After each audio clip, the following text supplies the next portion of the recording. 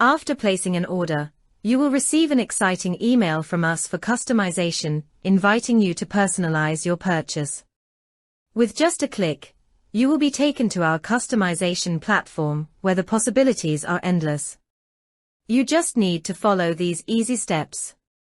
First, click on Product, then click Clear. Now select the color, size and printing location to start customizing. You can upload your pictures, write something special, and even choose funky fonts and colors. Let your creativity shine through. Whether it's a cherished memory captured in a photo, a heartfelt message for a loved one, or simply expressing your unique style with vibrant colors and playful fonts, the power to personalize is in your hands.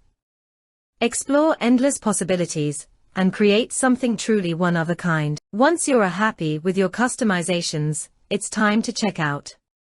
Before checking out, please make sure to choose the same size, color, and quantity as you selected on the channel while ordering. Also, for multiple items in the order, please choose the correct size and color for each item. Now, you will have to enter your order number sent to you in email, as shown in this video. And just like that, your customized order is placed. Add a touch of personality to every purchase. Start customizing now.